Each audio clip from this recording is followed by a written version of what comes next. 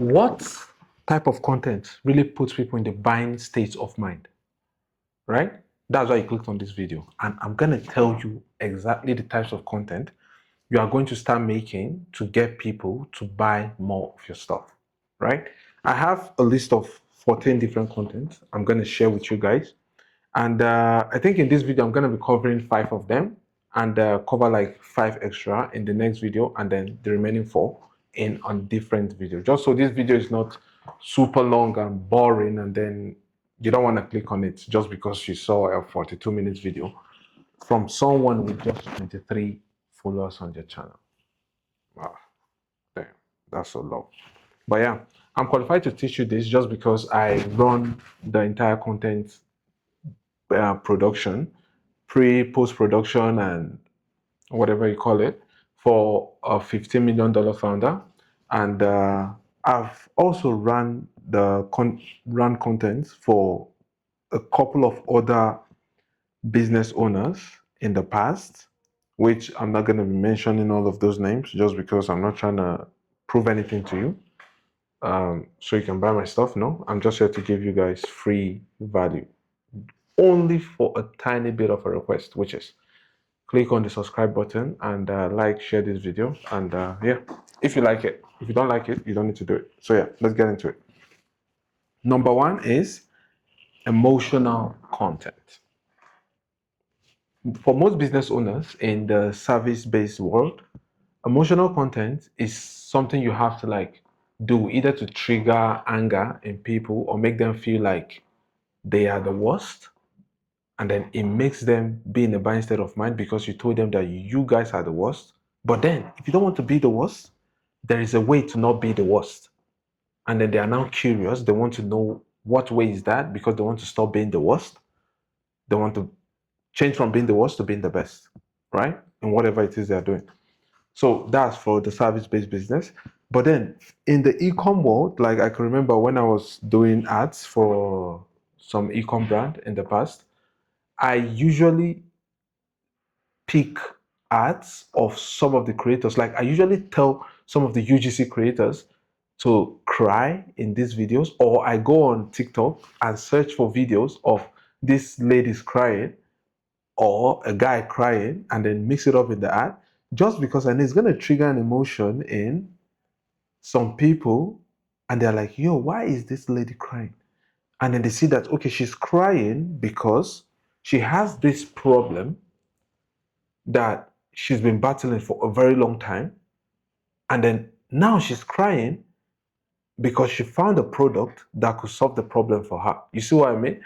So when people see creatives like that, they want to buy just because they're like, what is it that made this person cry? I want to say, I want to be able to use it. I want to know. Or sometimes it's like they are crying when they are in the pain state, and then later on in the creative, we show them being happy. So it's like the situation is so bad for them that they're crying. So if you have similar pain and you're not crying about it, just know that there are people out there that cry about theirs, right? So it triggers people to buy like ASAP. So you can use this in your ads, you can use this in your long form content, you can use this in your short form content, you can use this in carousels. Literally every single type of content you put out, you can use this strategy, like use emotions and whatnot, right? The next thing is educational type of content, which is something you see every day, like what I'm doing now. I'm trying to educate you on the type of content that can help you get more customers, get more people to buy your whatever it is you sell, right? And yeah, that's educational type of content, of which that is what is all over the space. Like when you go to YouTube, almost every single content on YouTube is educational. Like for my YouTube feed, I can speak for myself. It's mostly educational, right? I don't want to take you guys to the screen, but yeah, it's mostly educational for my YouTube feed. I don't know for yours, but yeah. So educational type of content is the type of content where you walk people through a certain thing, teach them something new, something they never knew, or add a knowledge to what they already have, or show them a different way of doing something they're already doing, right? So all of those are educational. And then the next type of content is tactical, right?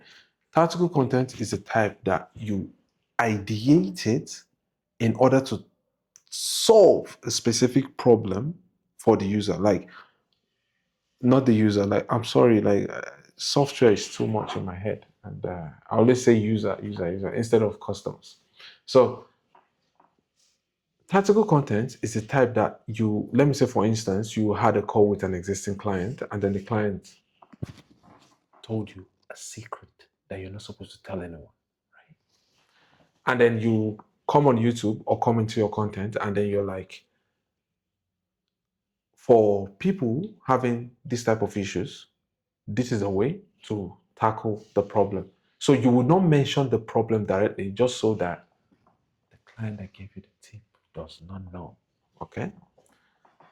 And then you kind of like just say it in a way that people would understand what you're saying, but then you're not directly calling out the problem. But people that have the pain would know that they have the pain and would be moved to buy it, because they will say, you know them so well, because you're solving like a very niche pain that only few people have, right?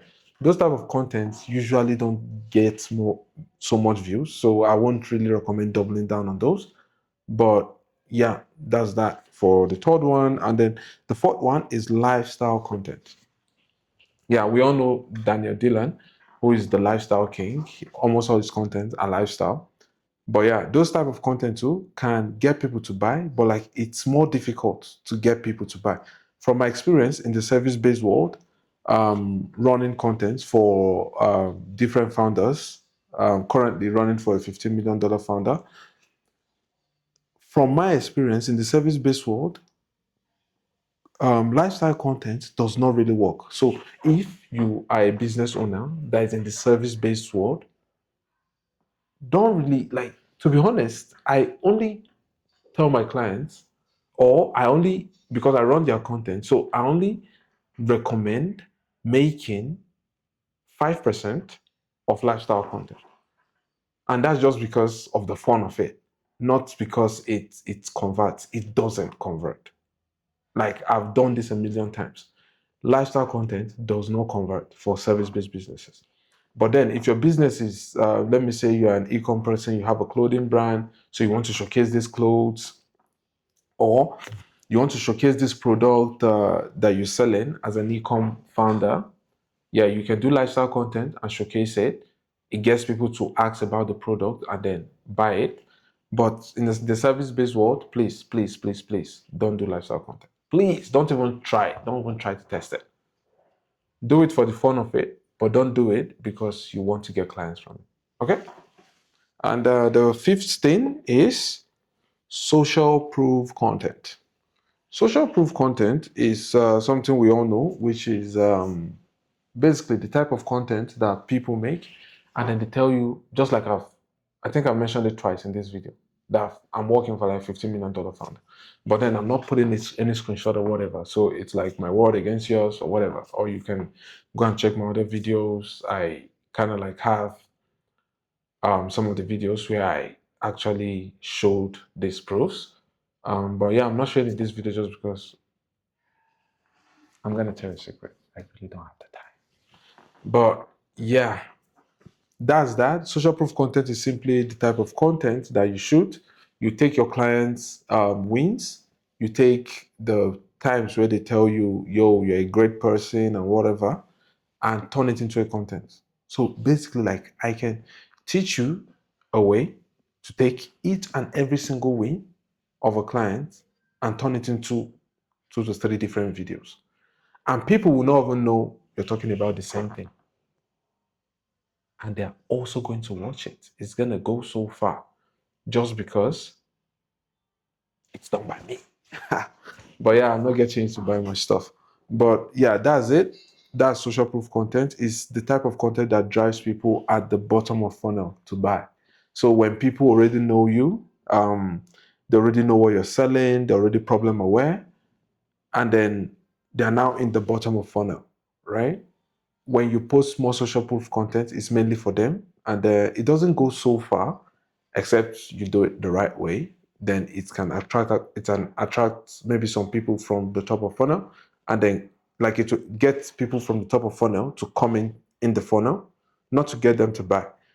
But then the main intent of the social proof content is to get the people at the bottom of funnel to buy, right? But then when you do it well, it gets people from top of funnel, and then it triggers some people in the bottom of funnel to buy, right? So that's about that. I have like I think I have like I have like 9 more to go, and I'm gonna be going over them in the next couple of videos, just because I don't want my videos to be super long. Let me see, how many minutes is this video? Oh, damn, it's 11 freaking minutes. Okay, all good. Ciao.